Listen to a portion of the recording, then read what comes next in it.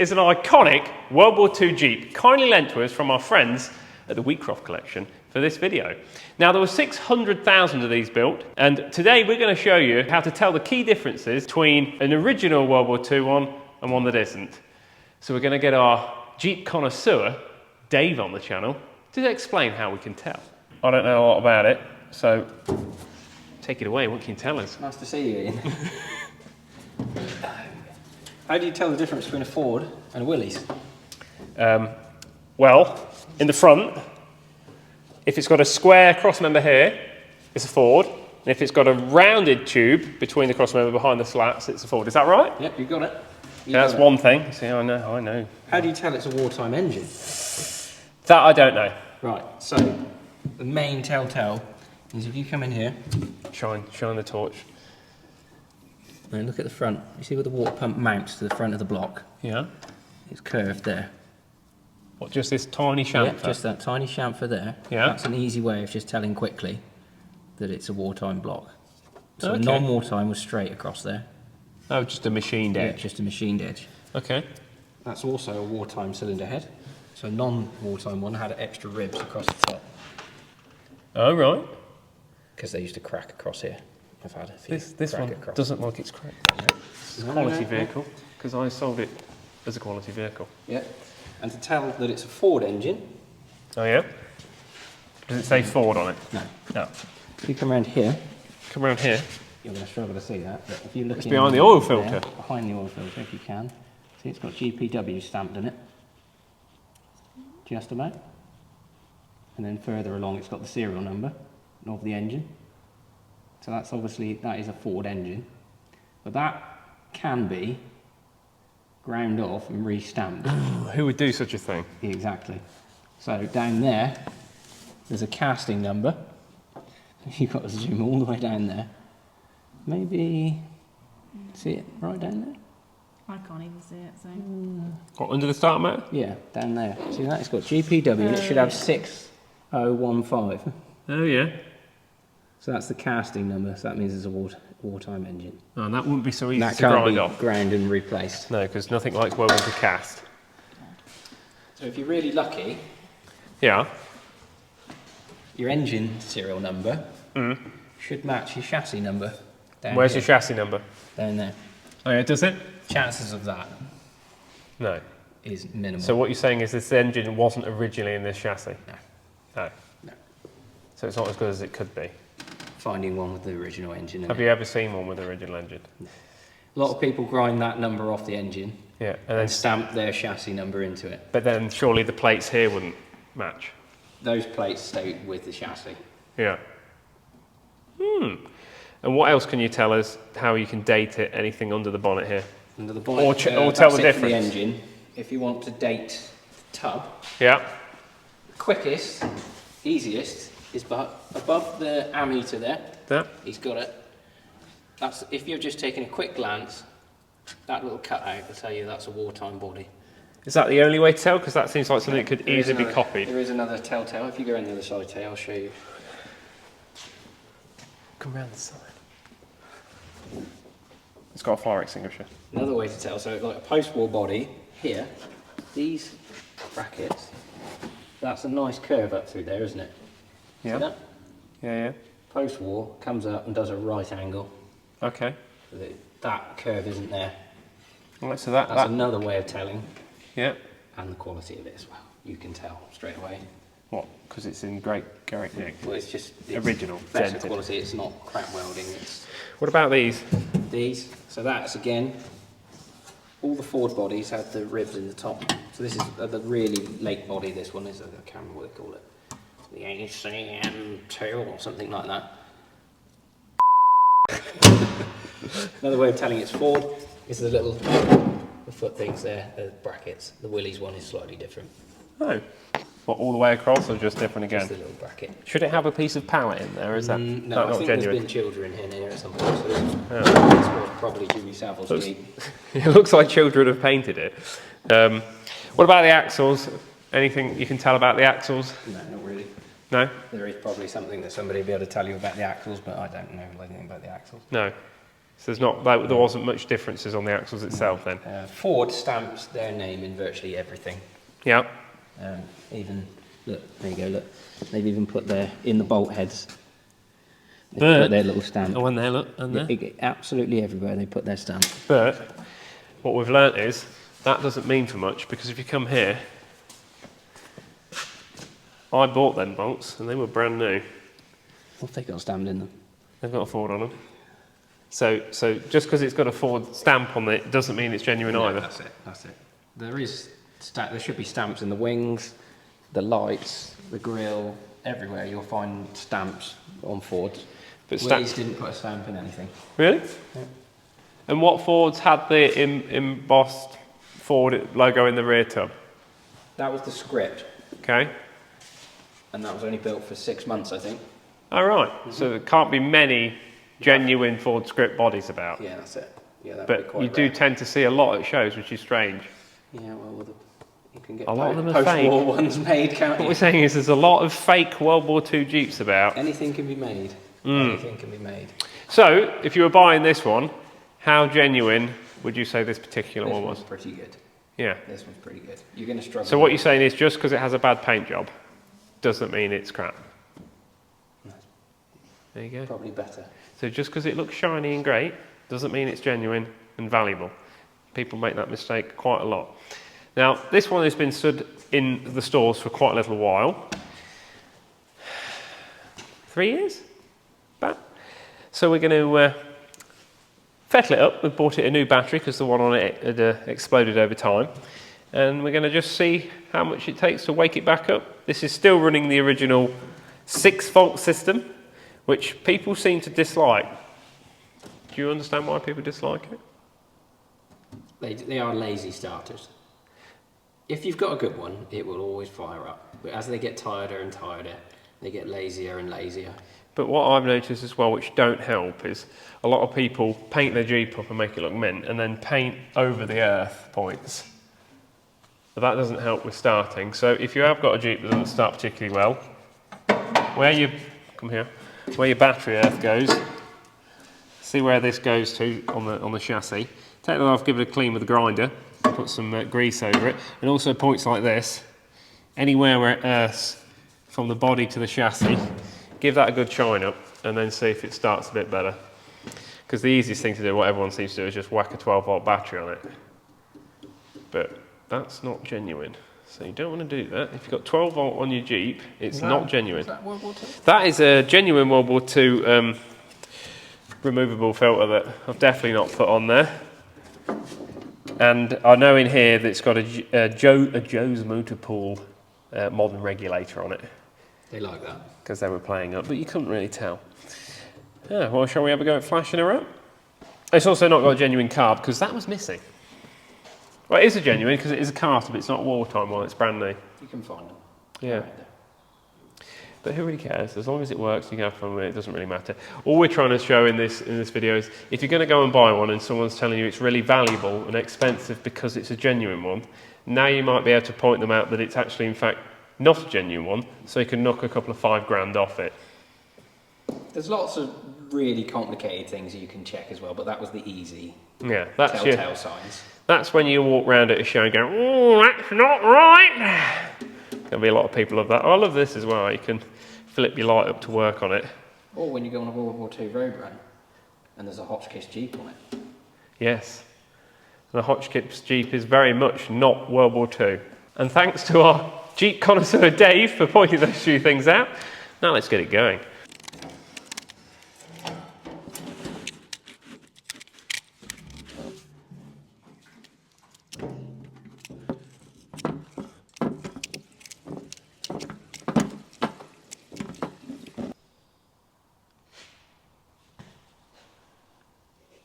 Let's get this battery on. You doing there, Dave? I'm just going to put some juice in. Electricity. Here comes muscles. Shield. Shouldn't really. Mind your pinkies. It's a pinky trapper. Mind your pinky. Shut up! Mind your glittery nails. It's alright, you're doing fine. I know I'm doing fine. There you go, that's your first battery you've ever fitted. Went well? I did. So always connect positive first if it's a negative earth engine, which this one is. What does negative earth mean to idiots? So that means that the earth Why? goes to the chassis. Didn't even- Let's just wrap around that edge. There you go. Hang on. It's alright, it's alright. I know it's alright. I'm just not in. It's right. So everything's okay. Too far over. Actually, we're jumping the gun, you know why? Why? Because this has a battery hold down thing, and that's on there. And that's got to go on first. Any then? Oh, go. Try again. Come on, Dave. Yeah. Come on, the connoisseur. Ooh, I don't like that. Is it running out of it? No, I mean, no. How much is in it now? Oh, you're right. Hang on. Oh, it's going to need more than that, Dave. I'll tell you when it's getting close. Nothing's going on the floor yet. This is World War II water. Yeah. Whoa, whoa, whoa, Dave! Is that full? You've overdone it. Built that on the battery. We definitely didn't forget to put the mat down first. They're a twat. They want. They are an absolute, yeah. They're great, aren't they? They're just the greatest things. Is that down? They're such useful, brilliant bits of kit. So they are the battery hold down stays. Yeah.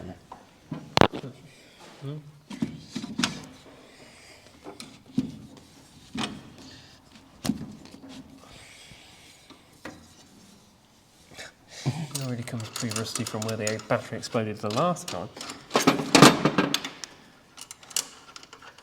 A brand new battery that started it all of about 6 times.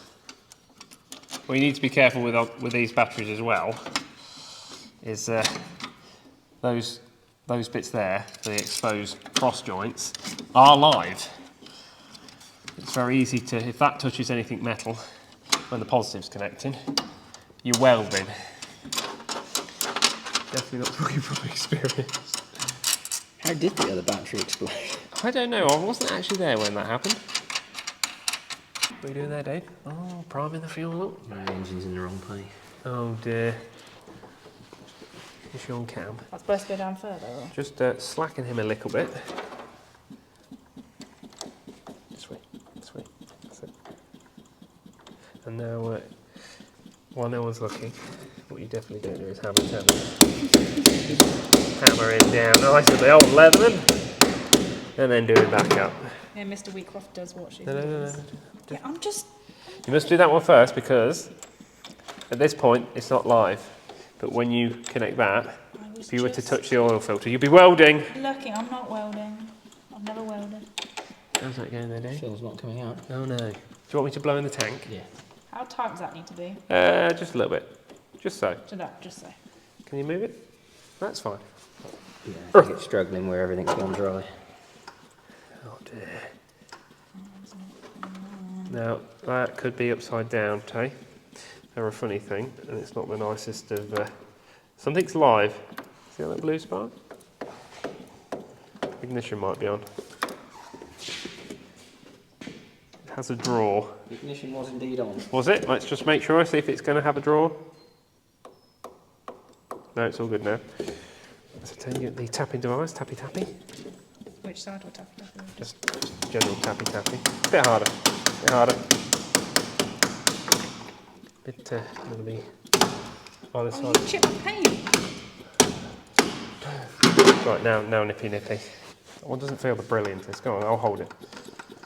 Just remember to, this way you need to be very careful not to touch that. So if you touch that against there, Bang. bang, and it will scare you. Will it? It'll blow up into a Will it hurt me? Oh Yeah, yeah, it'll fuck me it'll up. melt your fingers. You're undoing that currently. Stop it, you're making... I can't perform under pressure. Just go slower and don't touch that. It's like diffusing a bomb, you've got to... But I've never diffused a bomb. Well, you're diffusing one now. Why is this not sucking fuel up? Probably because the diaphragm's gone dry.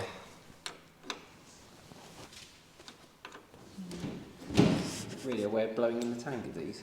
It's I not. think, Tay, we're going to have to modify this. The terminal. Yeah. Right, so this wouldn't do up because someone's made this on the cheap in a country that's clearly not Great Britain. And they've got this bit here that's joining, so when you tighten it up, it never actually squeezes the... enjoying that? It squeezes the terminal to actually lock it on. So I'm going to take the bolt out, and get the grinder, I'm going to cut that excess casting away. And then it'll actually tighten up properly, because what you don't want it to do is be sort of loose, and then when you crank it, it burns the end of the terminal off, makes a whizzy, sparky whiz noise. Because then you've got to spend another 200 quid on a battery or whatever expensive that. How expensive was it? £108, including that. So it's cost us 200 quid because I've already put a new one on it once. And that's, yeah. I'm not saying they're a good battery. She's now working. Just struggling to suck from the tank at the current. So while he's doing something with petrol, I'm going to get the grinder on the other side of the Jeep. And do a slitty.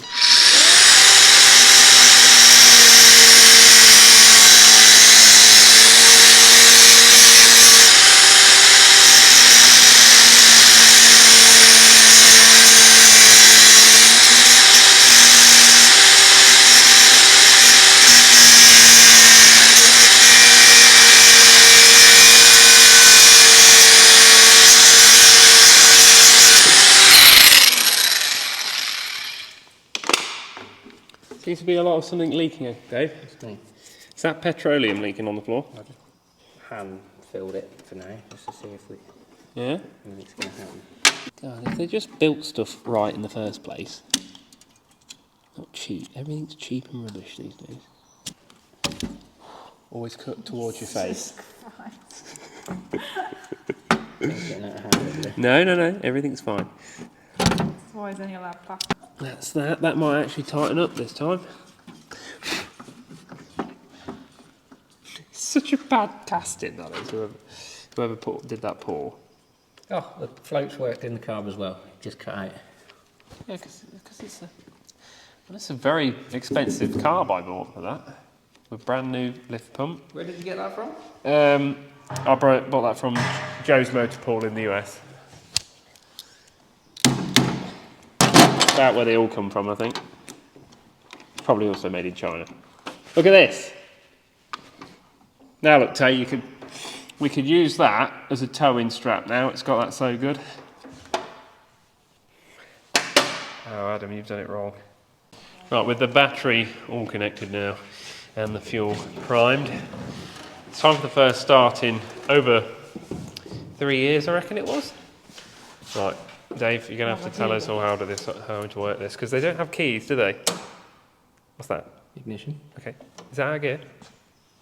Is it out of gear? Does it feel like it's out of gear? Yep, she's out of gear. Yeah. The fuel gauge came up, wasn't it? No. So over there's a pedal to crank it, see it? Little button. Just above that one. Oh yeah, look, really high up, Dave. Get up there, look. This one? That's the one. Pump the throttle a couple times. Oh, Pump the throttle a couple Is that times. working? That's not pumping the throttle. I don't know. Just press Pump the it. throttle a couple times. Just Don't go panic, point, Dave. I'm not panicking. Just pump it a The couple throttle. times. Which one's that one? Throttle. Pump it. You keep saying throttle like you know Yeah, well, it's in the same place as a normal car. Clutch, brake, throttle. accelerator. It's an accelerator in England. Just pump it a couple times. There you go, now crank it. Give her a crank. Oh yes!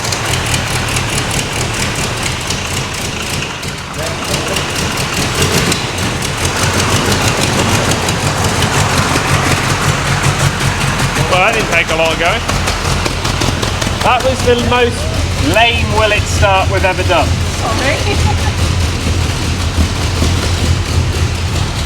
Got oil pressure. Fuel gauge not working, it must be made by Smith.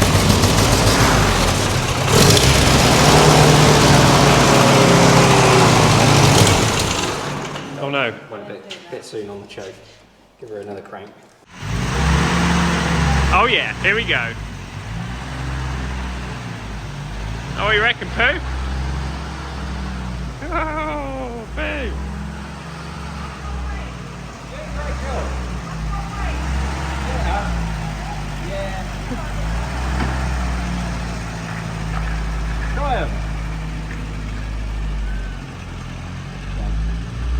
Got a brake.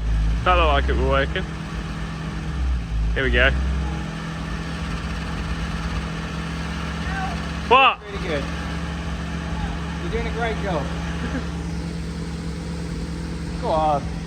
Awesome tree care. Just getting angry right now. Need your tree services, need your man. It's free advertising. And she's away! Is that working?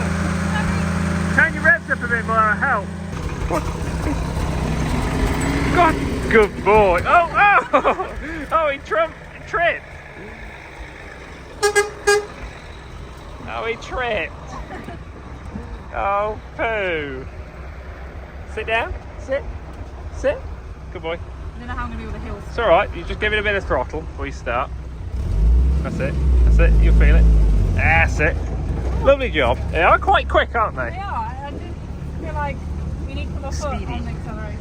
Speedy. Oh, Pooh, what do you reckon? I wonder how long it's been since the Jeep was down here. A little while, especially here. So we got a photo of a Jeep in here, haven't we? Back in the wartime. Boom. I still get through that gap. Yeah, easy. Oh wait. Going to the paddock. I missed it. Pooh's slipping. He's slipping. Alright, I'll jump out and film you driving around with Pooh in it. You have a little drive around for a I second. don't want him to jump out and run him over though. You won't. Why? Down. Oh yeah. Oh, Teddy. Oh, he's loving it.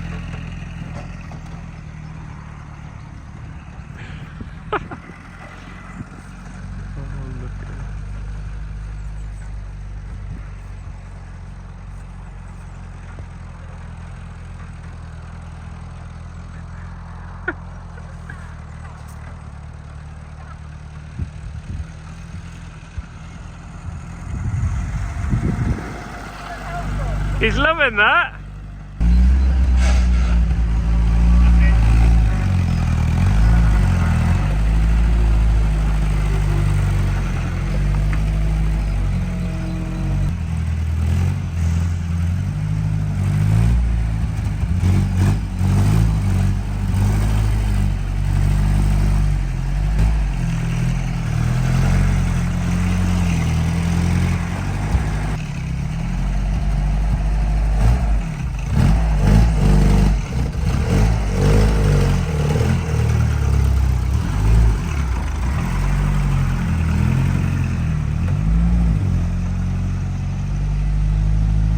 In 1944, in this exact spot, just outside my dad's house, was the 319th Glider Field Artillery Battalion.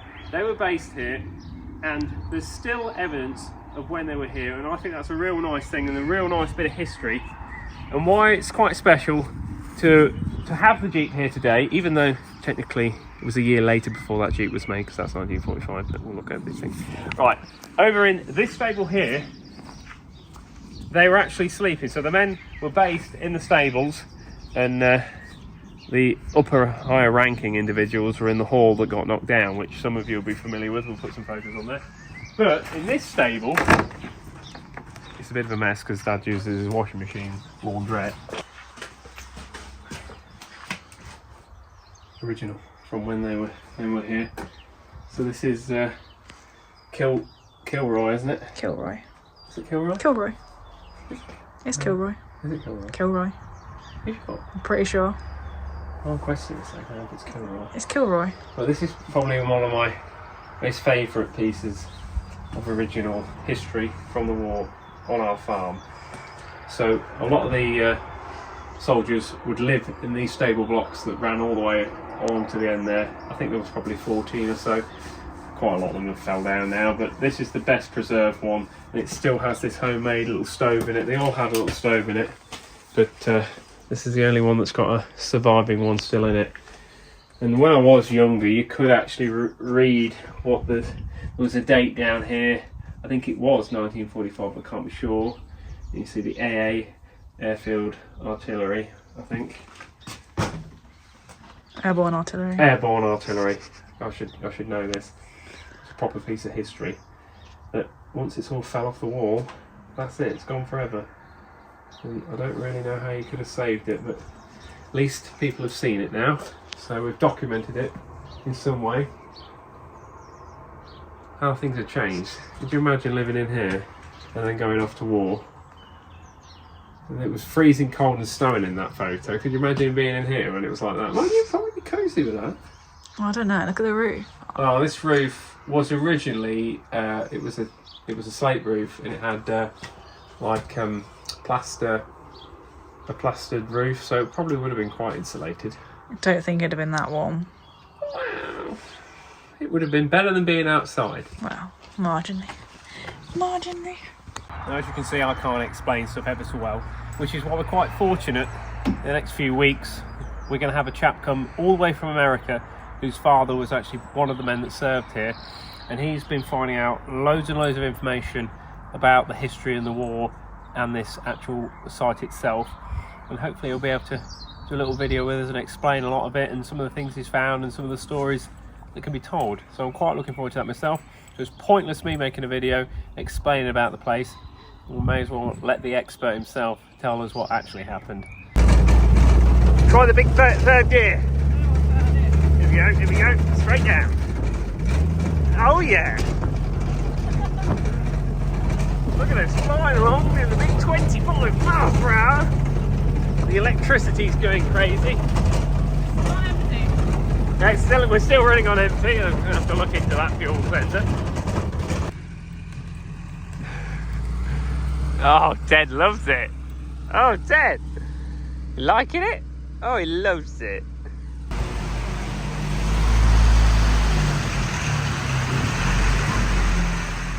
Liking this, isn't he? I think this is his favourite vehicle.